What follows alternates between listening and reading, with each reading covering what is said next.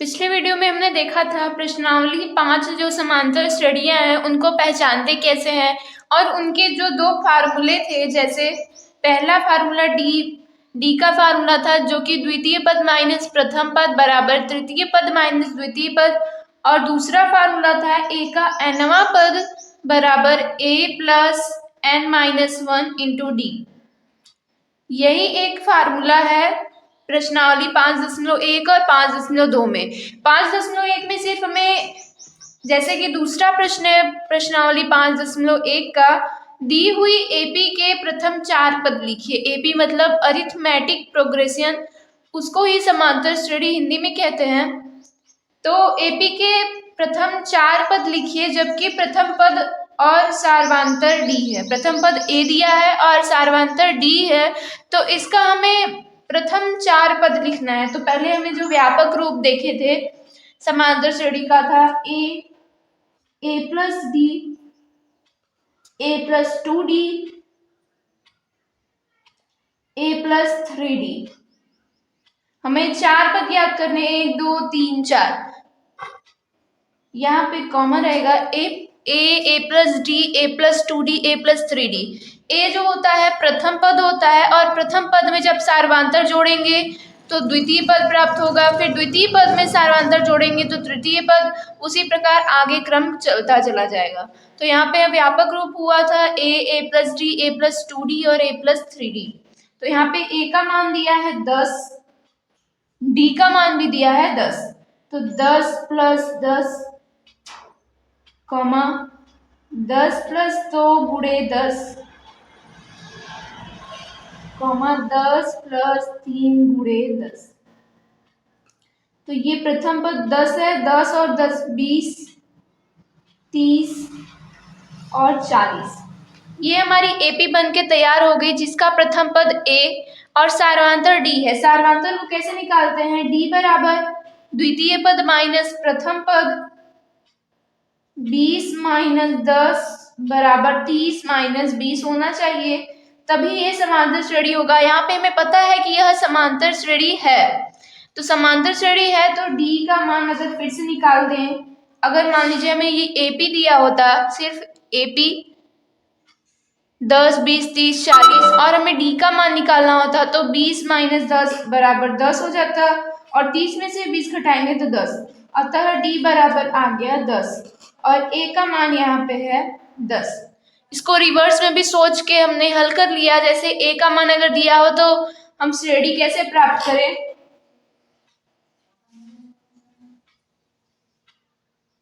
और अगर श्रेणी दिया हो तो हमें ए और डी का मान कैसे ज्ञात करें। इसी प्रकार दूसरा प्रश्न है जिसमें ए का मान दिया है -2 और डी का मान 0। तो इसमें भी सेम करना है, बस श्रेणी का मान रख देंगे।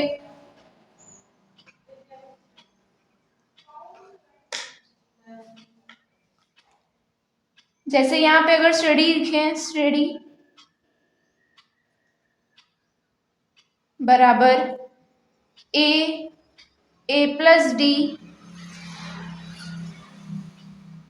ए प्लस 2d और ए प्लस 3d। ये 4 पद हो गए। आगे का भी पद ज्ञात कर सकते हैं इसी प्रकार से। तो यहाँ पे ए का मान दिया है -2, डी का मान है 0, -2 प्लस 0। फिर उसी प्रकार तीसरा पद ए का मान दिया है -2 प्लस 2 गुणे 0, ए प्लस,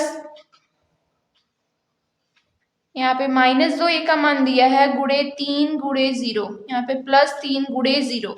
तो ये प्रथम पद आ गया -2 में 0 जोड़ेंगे तब भी -2, यहाँ पे ये 2 गुणे 0 0 हो जाएगा, -2 प्लस 0 ये भी -2, और यहाँ पे भी -2 प्लस 3 गुणे 0 है। जब 3 का गुणा 0 में करेंगे तो 0 हो जाएगा, और -2 प्लस 0 बराबर -2। यह एक श्रेणी बनकर तैयार हो गई जिसका सार्वधातुक डी है, और डी का मान 0 है और ए का मान -2 है। इसी प्रकार तीसरा देखते हैं। हमें केवल इसी प्रकार से श्रेणी बनानी है और श्रेणी के प्रथम 4 पद ज्ञात करने हैं। तो यहाँ पे a बराबर 4, d बराबर -3 पहले से दिया है। तो अगर हम श्रेणी का व्यापक रूप से देखें, a बराबर 4 और d बराबर -3, तो यहाँ पे अगर डायरेक्ट लिख देते हैं a plus D comma a plus 2d comma a plus 3d। तो यहाँ पे a का मान दिया है 4 और d का मान दिया है -3, तो 4 प्लस d का मान है -3। फिर इसी प्रकार तीसरा पद 4 प्लस 2 -3, 2 गुणे -3। और चौथा पद हो जाएगा 4 प्लस 3 गुणे -3, 4 कॉमा ये प्लस माइनस माइनस हो जाएगा, 4 में से 3 जाएगा तो बच जाएगा 1। अब यहाँ पे 4 माइनस 2 3 6, -6 प्लस 4, तो यहाँ पे आ जाएगा -2। इसी प्रकार यहाँ पे 4 3 तरीका 9, 4 -9 प्लस 4, तो यहाँ पे आ जाएगा -5। ये हमारी एपी बनकर तैयार हो गई।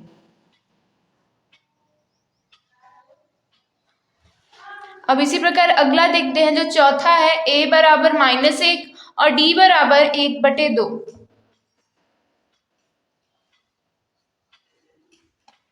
a plus 2d a plus 3d।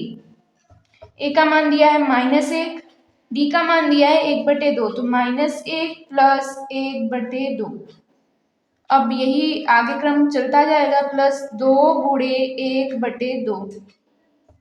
फिर यहाँ पे भी -1 प्लस 3 गुणे 1/2,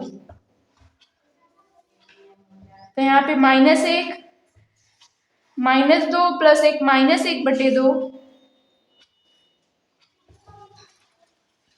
फिर यहाँ पे 2 से 2 कट जाएगा, -1 प्लस 1 ये 0 आ जाएगा। अब यहाँ पे 3/2 -1, -2 प्लस 3 1/2। ये हमारी एपी बनकर तैयार हो गई। इसी प्रकार से सवाल हल करेंगे। जैसे इसी का चौथा प्रश्न था, दशमलव में ले जाके उसे हल करना था, दशमलव में था।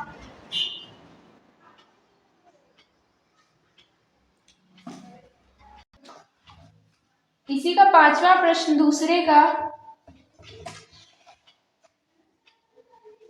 a बराबर दिया है -1.25 और d का मान दिया है -0.25। अब इसी से हमें ज्ञात करना होगा, तो हम इसका मान अगर अलग अलग देखिए, जैसे पहले तो AP लिख लेंगे, a बराबर हो जाए AP a comma a plus d a plus 2d और a प्लस 3d। हमें 4 पद ही ज्ञात करने, तो हम 4 पद ही ज्ञात करेंगे, जैसे a1 a2 a3 और a4। यहाँ पे a1 का मान आ जाएगा, a का मान दिया ही है -1.25 और a2 बराबर हो जाएगा a प्लस d, जहाँ a का मान है -1.25 और यहाँ पे माइनस हो जाएगा 0.25। अब इसको जोड़ देंगे तो 25 और ये आ जाएगा -1.5। अब इसी प्रकार a3 a प्लस 2d बराबर -1.5 माइनस, यहाँ पे प्लस रहेगा लेकिन इसका चिन्ह माइनस है, गुणे 2 -1.5 और यहाँ पे -0.5। तो ये जुड़ के आ जाएगा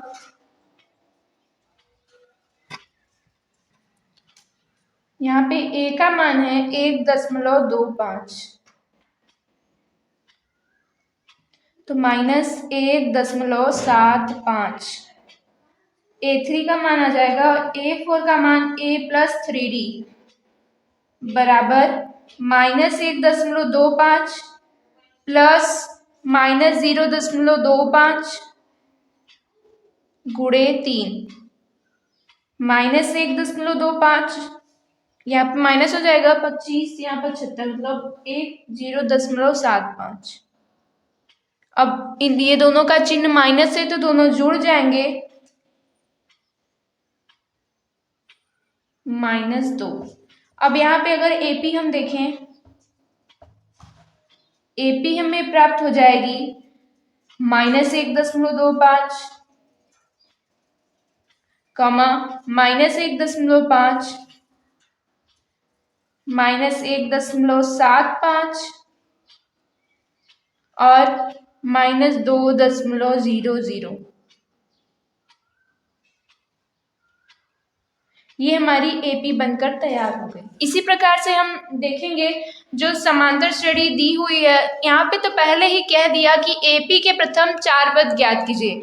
यदि यही प्रश्न होता कि कुछ एपी दिए होते और उसमें ज्ञात करना होता कि हमें एपी है या नहीं, यह एक समांतर श्रेणी है या नहीं, तो समांतर श्रेणी के लिए मैंने बताया हम द्वितीय पद माइनस प्रथम पद बराबर तृतीय पद माइनस द्वितीय पद करते हैं। यदि दोनों बराबर आ जाएंगे तब तो वो समांतर श्रेणी में है, अथवा वह समांतर श्रेणी में नहीं है।